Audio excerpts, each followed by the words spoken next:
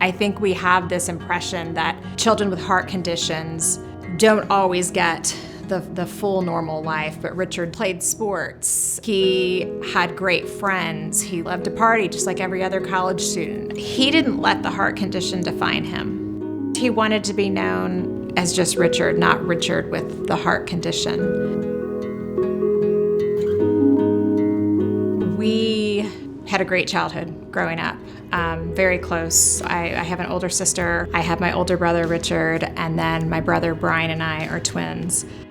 Richard was always somebody I looked up to. You know, he was always a protector. He was always funny.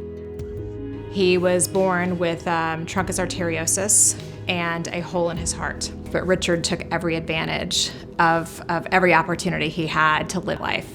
I always say, if you ever saw Richard with a shirt on, you wouldn't know that Richard had open heart surgery. He had the most infectious smile. And so for me, having a brother who had a heart condition, I grew up believing that every boy had that line down their chest. I don't even know that I knew it was anything unique. I remember the summers. I remember him always getting out of the car when he would come home for surgery.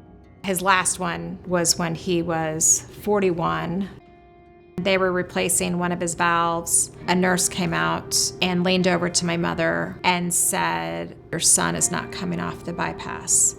I didn't know really what that meant, but the scream from my mother when she yelled no was my first clue that something had gone wrong. My mother and I stayed there for 6 weeks. This one weekend I couldn't go. My mother called and it was probably 7:30 or 8 in the morning. Her immediate response was, "He's crashing." Unfortunately, when you're stationary for that long, blood clots form. And 30 minutes later, my mother called me and said, "He's gone." That 30-minute period felt like a lifetime because for me, he was always going to get out of the car when he got home. And I remember I had my son with me, and one of my very best friends now rushed over and literally picked me up off the floor. Flew home to Austin to be with my family, and when he didn't get out of the car,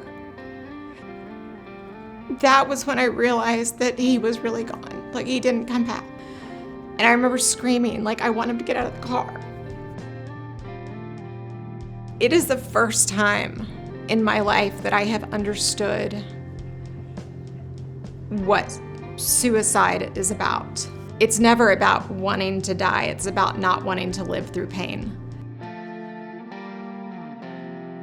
I never believed Richard thought he would pass away. The last message exchange I have with him is like, I said, "I'm really scared." He said, "Don't be, I'll be around for a long time."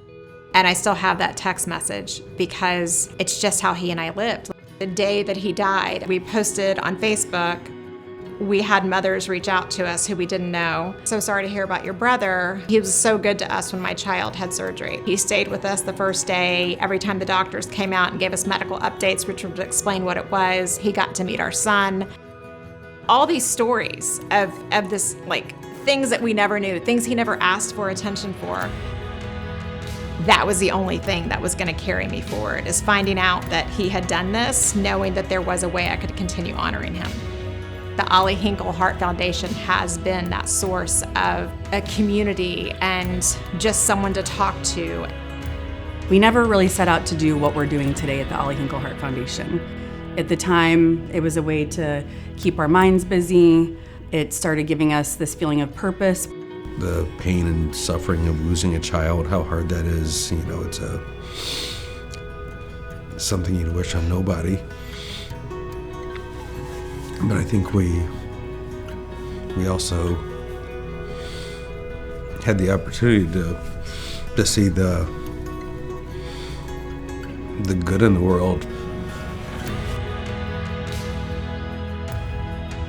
I think of how much it's grown and how much more it could grow. And I just think it's really important that Jen and Mark know that while they're doing it for their Ollie, it has enabled so many of us to do it for our own Ollie.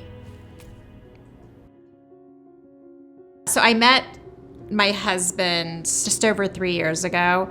We ended up going to Olive and Oak, and it was there where we first really talked about her brother Richard, and we talked about my son Gavin, who was also born with a congenital heart defect. It was crazy that after however many years, I had met somebody who also had somebody impacted. It was one more reinforcement of like, we will continue doing this work for Ollie, for Richard, for Gavin.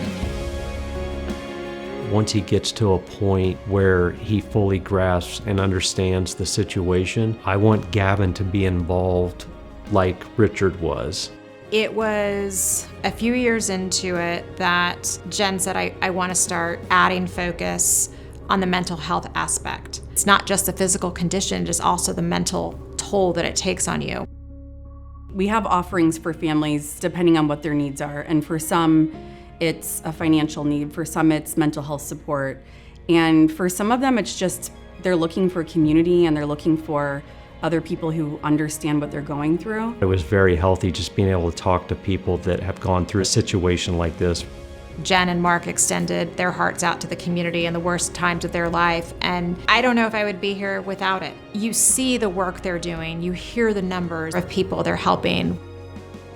They have also recognized their own journey and the magnitude and the impact that mental health support can have across the community. I don't think there's any kind of word that can come out of my mouth that would explain how much courage, how much strength, and how inspiring the Ollie Hinkle Heart Foundation is for people. We wish more than anything that Ollie was still here, but we know that because of his loss and because of the work that the Ollie Hinkle Heart Foundation does, that other lives have been saved and other lives have been changed. Ollie is a huge part of our life, but he's a huge part of everyone's life. And the work that that little boy has done from wherever he is through his parents is incredible. As hard as it was, just to have those 13 months with him, I think that he would be very proud of what we're doing. And just smiling down on the difference that we're making. I believe that Richard knows that I do this for him. And while he never really wanted anyone to know he was doing this for the families, he is probably just really proud that I found a way to continue the work.